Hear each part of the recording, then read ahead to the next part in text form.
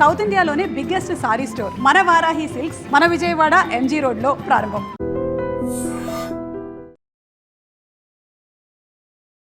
Dream viewers అందరికీ స్వాగతం సుస్వాగతం.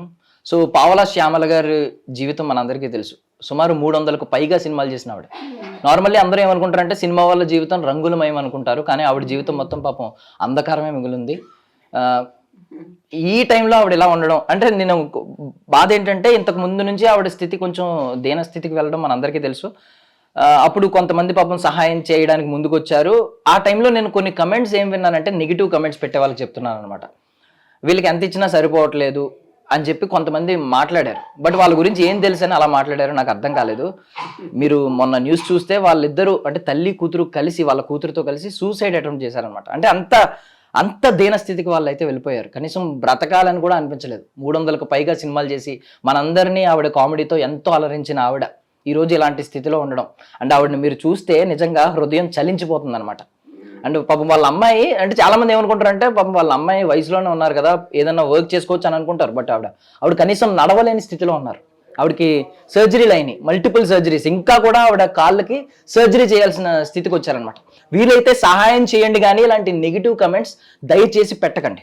సో ఈ సూసైడ్ అటెంప్ట్ తర్వాత దైవం మానుష్య రూపేణ అన్నట్టుగా ఆర్కే ఫౌండేషన్ నుంచి డాక్టర్ రామకృష్ణ గారు పావలా శ్యామల గారిని అండ్ ఆవిడ కూతుర్ని కలిపి తీసుకొచ్చి మేము చూసుకుంటాం అని వారికైతే ఒక భరోసా, ఒక మనోధైర్యాన్ని అయితే ఇచ్చారనమాట. పావలా శ్యామల గారి పరిస్థితి చూస్తే మనకే చాలా దయనీయమైన స్థితిలో ఉన్నారు. మనకే హృదయం చలించిపోతుంది. మీరు ఒకవేళ నిజమైన సినిమా ప్రేమికులు అయితే ఎంతసేపు ఆ స్టార్ హీరోల కోసం లక్షలు ఆల్రెడీ కోటీశ్వరులు అపర కోటీశ్వరులైన వాళ్ళ కోసం మీరు 100,000 ఖర్చు పెట్టడం కాదు. నిజంగా ఒకవేళ సినిమా ప్రేమికులు అయితే ఎవరికైతే అవసరం ఉందో వాళ్ళకి ఇవ్వండి మీ డబ్బులు. అప్పుడు మీరు నిజమైన సినిమా ప్రేమికులు అనిపించుకుంటారు. మాట్లాడితే #TFI బానిస ఇలాంటివన్నీ ఈ సొల్లు డైలాగులు చెప్పుకోవడానికి తప్ప నిజమైన ప్రేమ అనేది కాదు. మీరు ఒకవేళ కళారంగాన్ని ప్రేమిస్తే అవసరం ఉన్న వాళ్ళకి సహాయం చేయండి, అంతే తప్ప ఏదో నెగిటివ్ కమెంట్లు పెట్టడం. మీకు తెలియనప్పుడు తెలుసుకోండి. పూర్తిగా తెలియకుండా ఎవరిని పడితే వాళ్ళని తిట్టకండి. మీరు తిట్టే తిట్లు తీసుకునే పరిస్థితుల్లో కూడా వారు లేరనమాట. సో పావలా శ్యామల గారు చాలా ఆవిడతో మాట్లాడదాం ఒకసారి. అమ్మ ఎలా ఉన్నారు ఇప్పుడు? ఎలా ఉంది మీ ఆరోగ్యం? ఎలా ఉంది?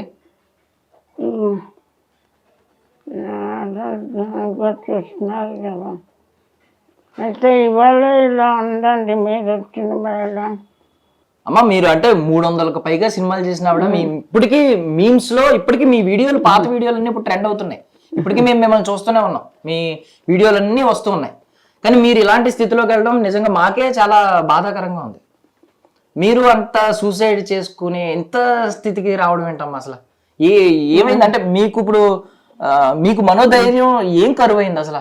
ఇంతమందిని ఆలోచించిన మీకు మనోధైర్యం ఎందుకు కరువైంది?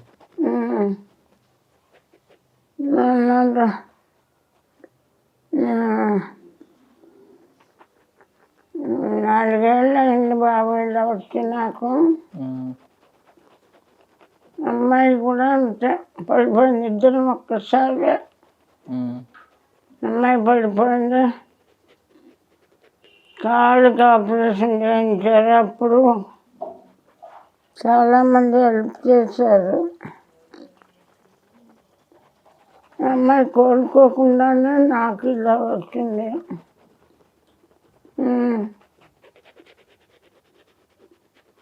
కాకపోతే అంటే నాకు ఇంత దానిలో కూడా నాకు అనిపించింది ఏంటంటే నా కూతురు ఏమైపోద్దో అంటున్నారు మీరు. ఈ వయసులో కూడా నా కూతురు ఏమైపోద్దో అనే బాధ. అంటే తల్లికి ఎంత ఉంటది వాళ్ళ పిల్లల మీద. అంటే మీరు నడవలేని స్థితిలో ఉన్నారు, మీరు మీ హెల్త్ ఏంటో మీకే తెలియని స్థితిలో మీరు ఉన్నారు, మీకు హార్ట్లో హోల్స్ ఉన్నాయి. ఇలాంటి స్టేజ్లో కూడా మీరు మీ కూతురు గురించి ఆలోచిస్తున్నారు. మొన్న ఇంటర్వ్యూ చూశాను నేను. మొట్టమొదటి మాట మీ కూతురు గురించి మాట్లాడుతున్నారు. నా కూతురు ఏమైపోద్దో అని భయం వేస్తుంది, నేను పోతే నా కూతురు ఏమైపోద్దో అని. అలా తల్లి ప్రేమ ఎంత బాగుంటుందని ఇప్పుడు అర్థమవుతుంది అన్నమాట కొన్ని ఇలాంటివి చూస్తుంటే.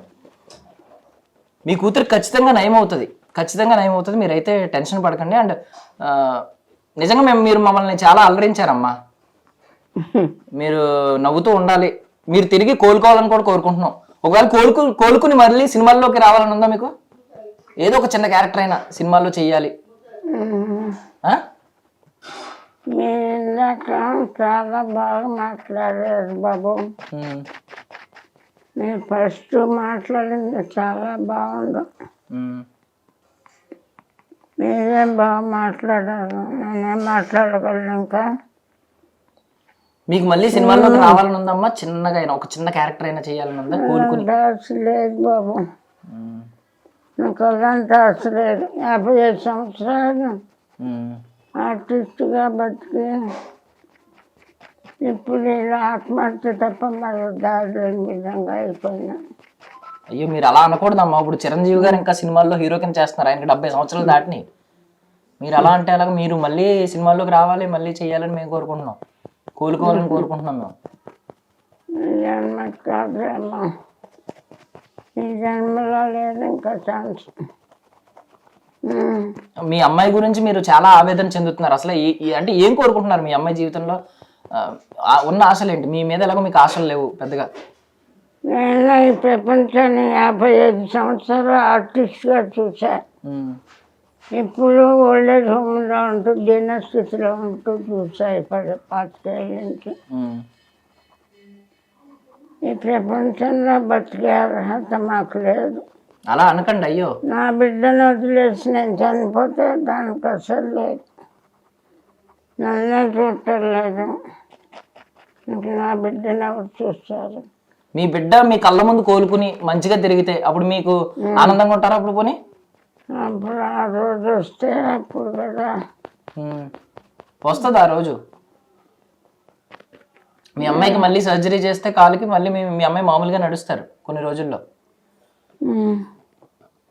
ఏంటమ్మా ఇప్పుడు ఆర్కే ఫౌండేషన్లో ఎలా చూసుకుంటున్నారు మిమ్మల్ని?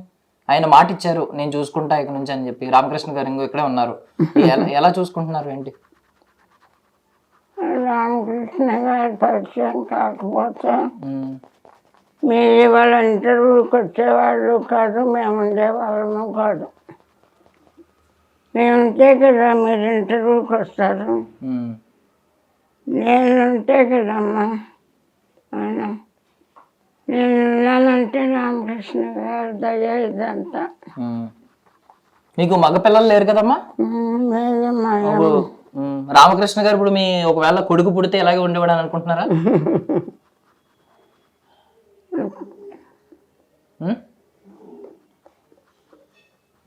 మీకు అబ్బాయి లేడు ఆయన అంటున్నాడు, మా అమ్మాయి అని అంటున్నారు ఆయన. ఆయన కూడా ఆయన తల్లిని కోల్పోయారు, మీలో ఆయన తల్లిని చూసుకుంటున్నారు ఆయన. అప్పుడు నేను కూడా కోల్పోతున్నాను కూడా. అయ్యో అలా అనకండి అయ్యో. వద్దు, తల్లిగా చూసుకోవద్దు నాయన. వాళ్ళ అమ్మ ప్లేస్లోకి నేను కూడా వెళ్ళిపోతాను.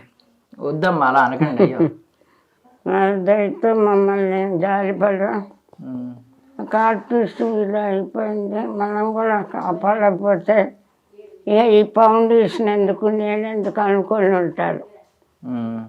శ్యామల గారు మంచి ఆర్టిస్ట్గా పేరు తెచ్చుకున్నారు. తల్లి కూతురు నిస్సహాయ స్థితిలో బతకలేమనుకొని చచ్చిపోవాలనుకుంటున్నారు. వాళ్ళని బ్రతికించకుండా వాళ్ళు అలా వదిలేస్తే ఇంకా నేను ఫౌండేషన్ పెట్టుకుని లాభం. ఇలాంటి వాళ్ళని కాపాడటానికి కదా నేను ఫౌండేషన్ పెట్టుకుంది అని అనుకుని నన్ను నా బిడ్డను కాపాడారని నేను అనుకుంటున్నాను. ఆ భాషలో అది మీరు ఇంకా వాళ్ళని అడిగి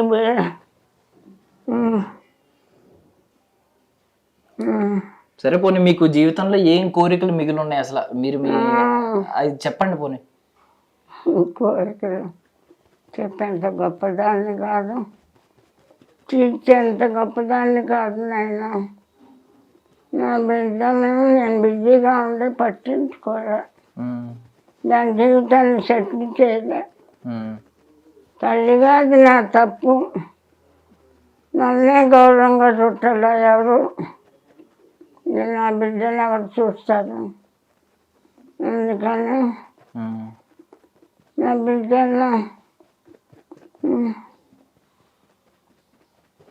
మాట్లాడలేకపోతున్నారండి మనం. అమ్మ మీరు రెస్ట్ తీసుకోండి. సో చూసాం కదండి అసలు పావల శ్యామల గారి పరిస్థితి ఎలా ఉందో. నెగిటివ్ కమెంట్స్ చేసే వాళ్ళకి మళ్ళీ చెప్తున్నా, అంటే నాకు తెలిసి మీరు చూసారండి నెగిటివ్ కమెంట్స్? కొన్ని చూసాయండి, అది కొంచెం బాధాకరం అనిపించింది. ఎందుకంటే వాళ్ళు ఇంకా ప్రపంచంతో సంబంధం లేదు, మేము అన్ని విధాలుగా డౌన్ అయిపోయామని చనిపోయే కండిషన్లో చనిపోవడానికి వెళ్ళిన వాళ్ళు. సో ఇప్పుడు అలా నెగిటివ్ కామెంట్స్ ఇవ్వడం కొంచెం బాధగానే అనిపించింది.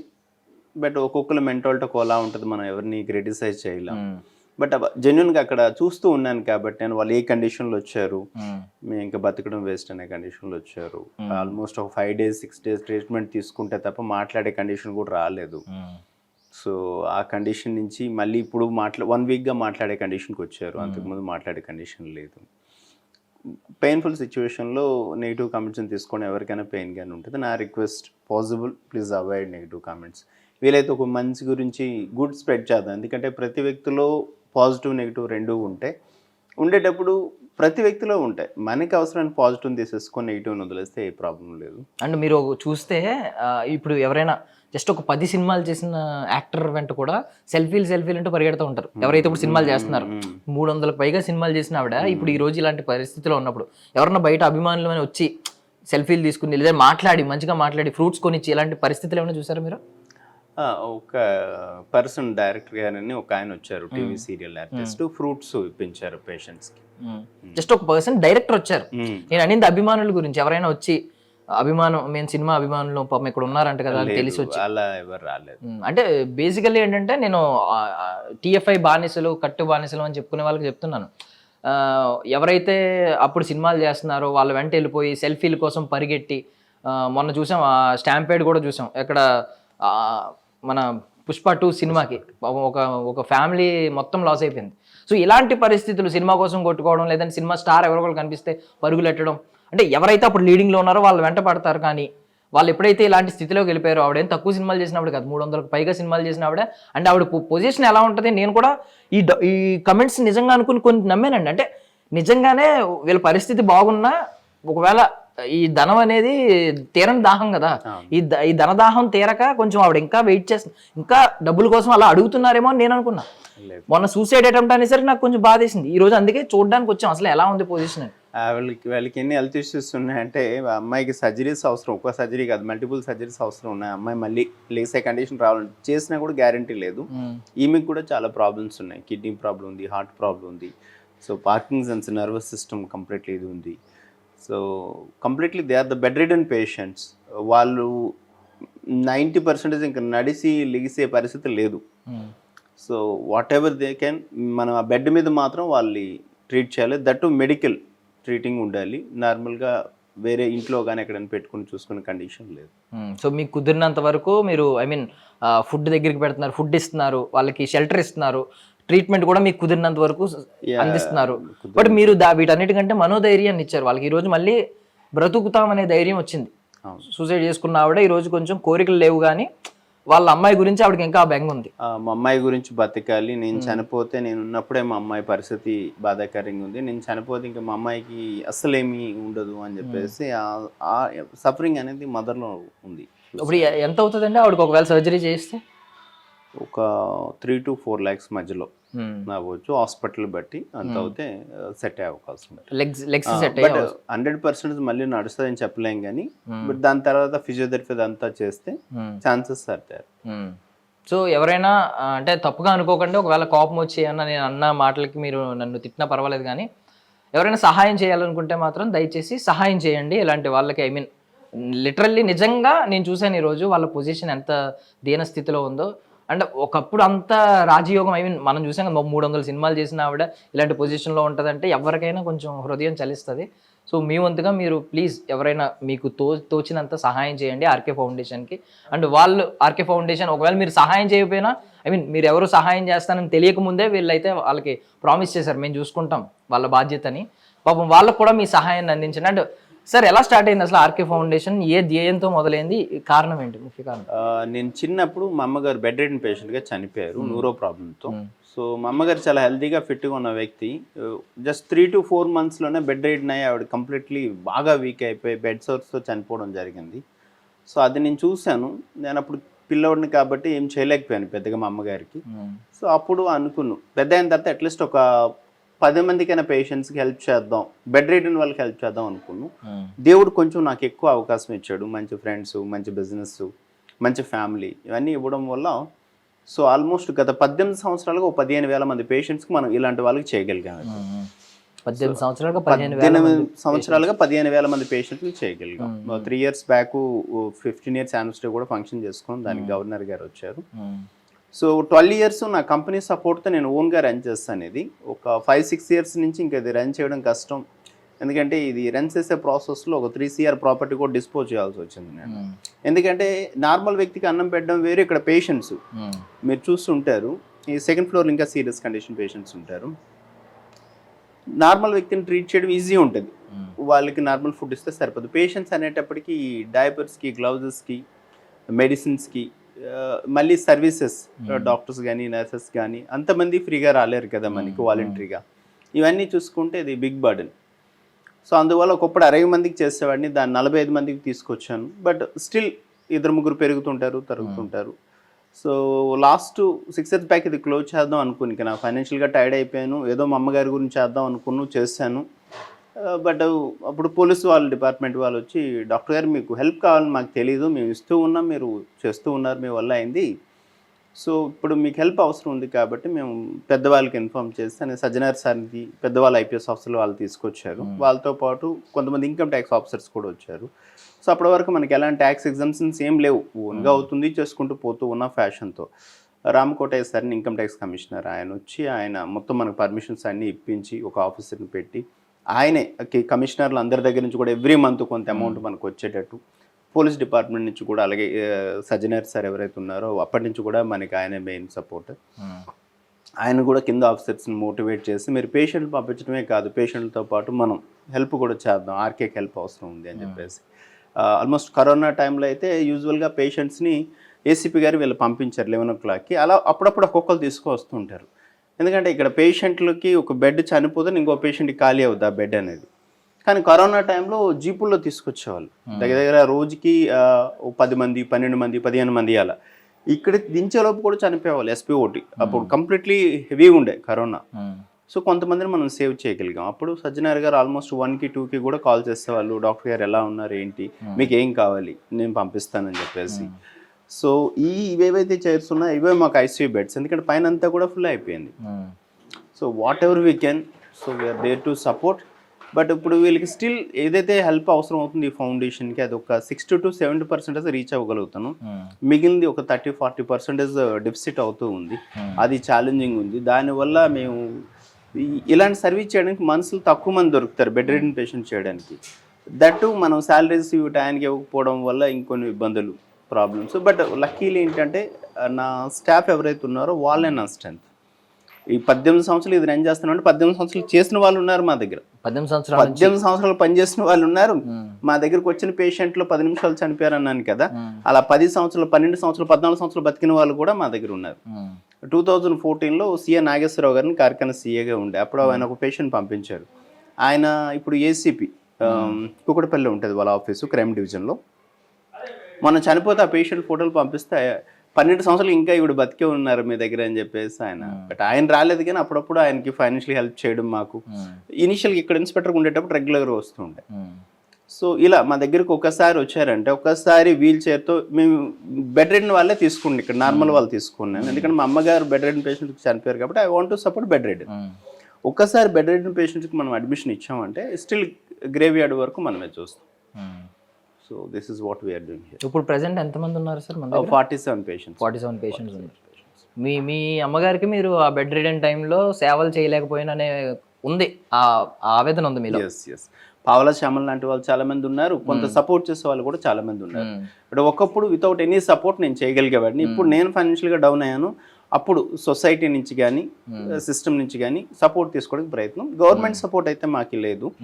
సో సివిలియన్స్, ఆఫీసర్స్ ర్యాంక్లో ఉన్న వాళ్ళు, గవర్నమెంట్లో ఉండే వాళ్ళు కూడా వాళ్ళ వల్ల అయింది ఏదైనా బర్త్డే సెలబ్రేట్ చేసుకుని ఆ విధంగా సపోర్ట్ చేస్తారు. అంటే ఒకవేళ నిజంగా మీరు మీ మదర్కి ఆ టైంలో సేవలు అందించి, మీరు మీ మదర్ అన్నీ చూసి వెళ్ళినా ఆవిడంత ఈ రోజు అంత హ్యాపీగా ఉంటారు. నాకు తెలిసి పైనుంచి చూస్తే ఇంతమందిని మీరు చూడడం, ఇంతమందిలో మీ మదర్ని చూసుకోవడం, నిజంగా మీ మదర్ పైన చాలా హ్యాపీగా ఉంటారు. ఇలాంటి కొడుకుని అన్నాను నేను అని చెప్పి చాలా గర్వపడుతూ ఉంటారు. సో మీకు ఖచ్చితంగా సహాయం అందాలి అంటే ఇలాంటి మంచి కాజ్తో ఉన్న వాళ్ళకి మీరు ఐ మీన్ మీరే వెన్ను తిరుగుదాం అనుకున్నారు ఒక 6 ఇయర్స్ బ్యాక్. క్లోజ్ బట్ చేద్దాం. దేవుడు కూడా ఏదో రకంగా ఒక డోర్ ఓపెన్ చేసి ఇప్పుడు కూడా ఒకవేళ దైవం మానుష్య రూపేనా అని ఈయన ప్రూవ్ చేసుకున్నారు. సో మన వంతుగా మనం కూడా మీకు తోచినంత మీరు ఎవరైనా సహాయం చేయాలనుకుంటే ఎంతో కొంత సహాయం చేయాలనుకుంటే దయచేసి ఒకసారి మీరన్నా విజిట్ చేయండి, ఆర్కే ఫౌండేషన్కి విజిట్ చేయండి, చూడండి, మీకు తోచినంత సహాయం చేయండి. ఎయిదర్ డబ్బులు ఇవ్వండి, లేదంటే ఫ్రూట్స్ కొనివ్వండి, లేదంటే వాళ్ళకి మెడిసిన్కి ఎంత అవుతుందో తెలుసుకోండి. అంటే అట్లీస్ట్ 1 డేకి ప్రతి పేషెంట్కి లెక్క చొప్పున ఎంత మెడిసిన్ అవుతుంది, లేదంటే ఫుడ్కి ఎంత అవుతుంది తెలుసుకుని అట్లీస్ట్ మీ బర్త్డేస్కి కానీ లేకపోతే ఏదన్నా అకేషన్కి కానీ లేదా మంచి పని చేయడానికి అకేషన్ అవసరం లేదు. సో ఏదో ఒక రకంగా మీరైతే మీ సహాయాన్ని అందించి దైవం మానుష్య రూపేనా అని మనం కూడా మనలో కూడా దేవుడు ఉన్నాడు, మనలో కూడా మానవత్వం ఇంకా బ్రతికే ఉంది అని నిరూపించుకోండి. సో ఇన్స్టాగ్రామ్, ఫేస్బుక్, ఈ సోషల్ మీడియా మొత్తం రకరకాల క్రింజ్ వీడియోలు, చెత్త వీడియోలు చూస్తూ ఉన్నాం. సో ఈ వీడియో మాత్రం మీ కంట పడితే ఖచ్చితంగా దయచేసి ఒకసారి ఆర్కే ఫౌండేషన్కి అప్రోచ్ అయ్యి పాపం రామకృష్ణ గారికి ఆయన సహాయం చేస్తున్న ఆ చేతికి మీ చేతిని కూడా ఒక్కసారైనా అందించండి. ఇది నేను రిక్వెస్ట్ చేస్తూ అడుగుతున్నాను అనమాట. థ్యాంక్ యూ సో మచ్ మీరు అందరూ వాచ్ చేసినందుకు. థ్యాంక్ యూ సో మచ్ అండి. మీ సేవా గుణం ఇంకా ముందుకు వెళ్ళాలని మీరు దయచేసి ఈ ఆర్కే ఫౌండేషన్ ఇంకా ఎక్కువ మందికి సహాయం కల్పించాలని వారి ఐ మీన్ ఎండింగ్ ఏదైనా ఒక లైన్ ఉంటుందండి, అంటే స్టార్టింగ్ ఎంత బాగుందనేది కాదు, ఎండింగ్ ఎంత బాగుందనేది ముఖ్యమని. ఈవెన్ సినిమాలో కూడా మనకి క్లైమాక్స్ నచ్చకపోతే సినిమా బాగాలేదని చెప్తాం. టాక్ స్టార్టింగ్ హీరో ఎలివేషన్ ఎలా ఉన్నా, హీరో ఇంట్రడక్షన్ ఎలా ఉన్నా అవసరం లేదు, క్లైమాక్స్ సాటిస్ఫాక్షన్ ఇవ్వాలి. సో అలాగే జీవితం ముగింపు దశలో మీరు చూస్తున్నారు వాళ్ళని, నిజంగా మిమ్మల్ని మెచ్చుకోవాల్సిన ప్రతి ఒక్కరు మెచ్చుకోవాల్సిన పని మీరు చేస్తున్నారు కాబట్టి ఖచ్చితంగా మీకు సహాయం అందాలని నేను మనస్ఫూర్తిగా కోరుకుంటున్నానండి. సో రామకృష్ణ గారు మీరేమన్నారంటే బెడ్ రిడెన్ పేషెంట్స్ అందరినీ నేను చూసుకుంటాను అని అన్నారు. సో నాకు ఈ పేషెంట్ ఒక్కడిని చూసినప్పుడు కొంచెం డౌట్ వచ్చింది. అంటే మిగిలిన వాళ్ళందరూ పాపం బెడ్ రిడెన్, వాళ్ళకి పాపం యూరినరీ ప్యాకెట్స్ కూడా ఉన్నాయి, బ్యాగ్స్ అవి ఉన్నాయి. బట్ ఈవిడ కొంచెం నడవగలిగిన స్థితిలో ఉన్నారు, యంగ్ గా ఉన్నారు. సో ఈవిడ ఏంటి పొజిషన్ ఏంటి, ఈవిడని ఎందుకు? యూజువల్గా ఈవిడ 4 years back Secunderabad railway station దగ్గర డే అండ్ నైట్ ఉండిపోయారు ఒక 3 days. 3 days ఉండిపోతే అక్కడ సివిలియన్స్ తీసుకొచ్చారు. తీసుకొచ్చాక మనం కొంచెం యంగ్గా ఉన్నారు కదా అని లోకల్ పోలీసులకు మనం ఆల్రెడీ ఈవిడ గురించి ఇన్ఫార్మ్ చేయడం జరిగింది. అప్పటి నుంచి కూడా ఈవిడ గురించి ఈవిడ ఏంటంటే ఏం మాట్లాడుతుందో ఆమెకే తెలియట్లేదు. గుజరాత్ అంటారు, మళ్ళీ ఎక్కడో కరీంనగర్ అంటారు, డిఫరెంట్ పోలీస్ ఆఫీసర్స్ వచ్చి చాలాసార్లు ఆవిడతో కౌన్సిలింగ్ చేసి మాట్లాడి చూసారు. ఎందుకంటే మిగిలిన వాళ్ళు బెడ్ రిడెన్ వాళ్ళు వెళ్ళే పరిస్థితి లేదు, వెళ్ళలేరు కాబట్టి. ఈవిడ కొంచెం ఏజ్లో ఉన్నారు కాబట్టి వాళ్ళ ఫ్యామిలీని ఎవరైనా గుర్తుపట్టి వెళ్ళిపోగలిగితే సో ఈమెకి హెల్ప్ అవుద్ది, వాళ్ళకి హెల్ప్ అవుద్ది. సో ఒక్కసారి ఈవిడ గురించి సో మేబీ ఆవిడ పాస్ట్ మనకు తెలియదు కానీ ఏదో ఆ ట్రామా వల్ల ఏదో డిస్టర్బ్ అయ్యారు మెంటల్లీ, దానివల్ల సరిగ్గా చెప్పలేకపోతున్నారు ఆవిడ ఏంటని. True, that is. సో అంత్యక్రియల వరకు చూసుకుంటాను ముగింపు దశలో ఆయన అన్నారు. మాట వరుస కన్నా మాట కాదు, ఇదిగోండి ఇక్కడ ఫ్రీజర్ ఉందన్నమాట. సార్ ఏంటి ఫ్రీజర్, ఎందుకు అసలు వీళ్ళకి ఫ్రీజర్? మన దగ్గరికి వచ్చే వాళ్ళు పేషెంట్స్ని ఎవరైతే పోలీసులు తీసుకొస్తారో వాళ్ళు ఖచ్చితంగా మనమే క్రిమేషన్ చేయాల్సి ఉంటుంది. కానీ కొంతమంది ఉంటారు, అంటే మన దగ్గర ఉన్న పేషెంట్స్లో 50% వాళ్ళ పేరెంట్స్ ఉన్న వాళ్ళే. అందులో ఒక ఆయన అయితే రాజమౌళి అని చెప్పేసి ఒకప్పుడు బాగా బతికిన వ్యక్తి, 2 కొడుకులు కూడా ఉన్నారు ఆయనకి. ఒక 2 కోట్ల ఆస్తి 2 కొడుకులకి ఇచ్చేసిన తర్వాత వాళ్ళు చూడడానికి రాక చాలా సంవత్సరాలు అయింది. సో ఇలాంటి వాళ్ళు ఏంటంటే ఎప్పుడైనా చనిపోయినప్పుడు ఒక 2 days మేము బాడీని పెట్టి వాళ్ళకి కాల్ చేస్తాం. సో ఇలా చనిపోయారు, సో మీరు లాస్ట్ విష్గా వచ్చి చూసి తీసుకెళ్ళండి బాడీని అని చెప్పేసి. సో కొంతమంది వస్తారు, కొంతమంది రారు. బట్ కొంతమంది వచ్చేటప్పుడు మాకు హెల్ప్ కూడా చేస్తారు, సో ఫైనాన్షియల్గా కానీ ఏదైనా. సో దానికోసం ఇది ఎక్కడైనా ఉండేవాళ్ళు వచ్చేలోపు సో మేము ఈవెన్ పోలీస్ వాళ్ళ ద్వారా వచ్చే వాళ్ళకి కూడా ఇన్ఫార్మ్ చేస్తాం, ఫైనల్గా దొరుకుతారేమో చూడండి, ఎవరైనా ట్రేస్ అవుట్ అవుతారేమో, మనం బాడీని హ్యాండ్ ఓవర్ చేద్దామని. సో కొన్నిసార్లు అవుద్ది, కొన్నిసార్లు కాదు. సో ఒకసారి వీల్ చైర్ మీద ఒక పేషెంట్ వచ్చారంటే సో ఎండ్ టు ఎండ్ మనం ఇక్కడ. పావలా శ్యామల గారికి ఎవరైనా సినీ ఐ మీన్ బికాజ్ ఆవిడ 300 పైగా సినిమాలు చేశారు కాబట్టి సినీ ఇండస్ట్రీ నుంచి ఎవరైనా ఇక్కడికి వచ్చి ఒకసారి ఆవిడ కండిషన్ చూసి ఎంతో కొంత సహాయం చేస్తే బాగుండు అని మీకు ఏమైనా అనిపించిందా? కరెక్ట్, ఎందుకంటే ఖచ్చితంగా దే ఆర్ డిజర్వ్. చాలా బాగా బతికిన వ్యక్తి, ఒకప్పుడు చాలా సినిమాలు చేస్తున్న వ్యక్తి. సో వాళ్ళు ఏంటంటే ఇక్కడికి వచ్చిన తర్వాత వాళ్ళకి అర్థమైంది ఏంటంటే మేమే కాదు ఇక్కడ చాలామంది పేషెంట్స్ ఉన్నారు అని. ఇంతకుముందు వాళ్ళు ఉన్న సెంటర్లో డబ్బులు కట్టాల్సి వచ్చేదంట వాళ్ళకి. జనరల్గా ఇది అలాగే అనుకుంటారు, ఇనిషియల్గా అడగరు, తర్వాత అడుగుతారేమో అనుకుంటారంట. బట్ వాళ్ళు వచ్చిన 10 daysకి వాళ్ళు రియలైజ్ అయింది ఏంటంటే మేమే కాదు మాలాంటి వాళ్ళు ఇంకా చాలామంది ఉన్నారు. సో మేము మీకు భారం కాకూడదు, మా వల్ల అయినా ఎవరైనా వచ్చేదాన్ని ఇస్తే అది మాకు హెల్ప్ అవుద్ది, అట్ ద సేమ్ టైం ఫౌండేషన్కి హెల్ప్ అవుద్ది అని చెప్పేసి వాళ్ళు చెప్పడం జరిగింది. కానీ బట్ ఇంతవరకు నాకైతే ఎవరి నుంచి కాల్స్ రాలేదు. థ్యాంక్ యూ రామకృష్ణ గారు, థ్యాంక్ యూ.